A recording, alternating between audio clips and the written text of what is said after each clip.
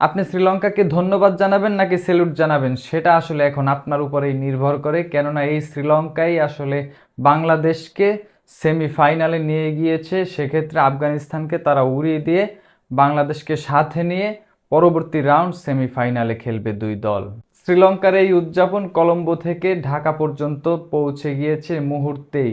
তবে এই উদযাপন শ্রীলঙ্কার চেয়ে আসলে বাংলাদেশেরই প্রয়োজন ছিল বেশি, কেননা আফগানিস্তান যেই রান টার্গেট দিয়েছিল সেক্ষেত্রে শ্রীলঙ্কা আসলে এই রানটা চেস করা খুবই কঠিন ব্যাপার ছিল।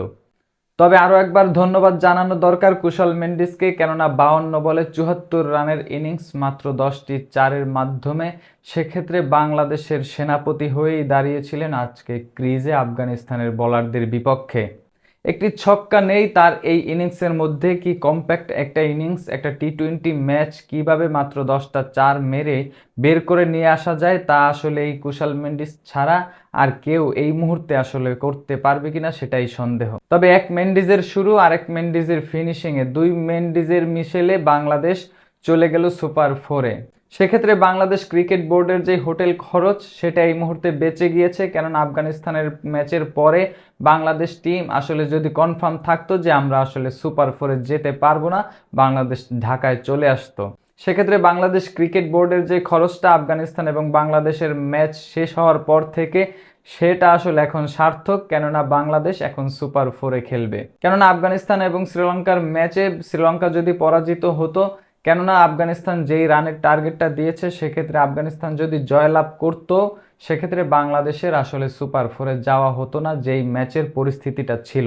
তবে কোনো কিছু তোয়াক্কা না করে শ্রীলঙ্কান ব্যাটাররা যেভাবে এই ম্যাচটা বের করে নিয়ে এসেছে, তারা যে আসলে বড় মঞ্চের দল সেটা তারা আরও একবার প্রমাণ করলো, কেননা তাদেরকে আসলে কোনোভাবেই যে চাপে রয়েছে এই ম্যাচের মধ্যে একবারও সেটা আমার মনে হয়নি। তবে আফগানিস্তানের বলাররা খুবই এলোমেলো ছিল, বিশেষ করে ফাজল হক ফারুকী, মুজিবুর রহমান এবং নূর। প্রথম দুই ম্যাচে না খেলা মুজিবুর রহমানকে শ্রীলঙ্কার বিপক্ষে এই ম্যাচে নামিয়ে দেওয়াটা আসলে কতটা যৌক্তিক ছিল সেটাই এখন আসলে আফগানিস্তানের টিম ম্যানেজমেন্ট ভাবছে।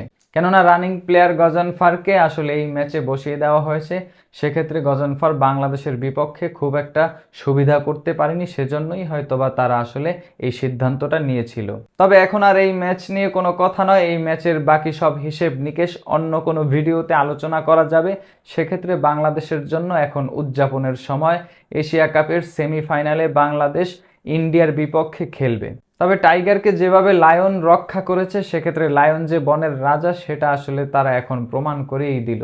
এই ম্যাচে আসলে কার পারফরমেন্স কিরকমের ছিল সবকিছুর কাটাছেঁড়া একপাশে রেখে কুশল মেন্ডিজের যে ইনিংসটা, এর মাধ্যমে শ্রীলঙ্কার বিজয় আপনি কিরকমের উদযাপন করলেন এবং বাংলাদেশের সুপার ফোরে যাওয়া নিয়ে আপনার কি মতামত, কমেন্ট বক্সে আপনার মূল্যবান মতামত জানাবেন।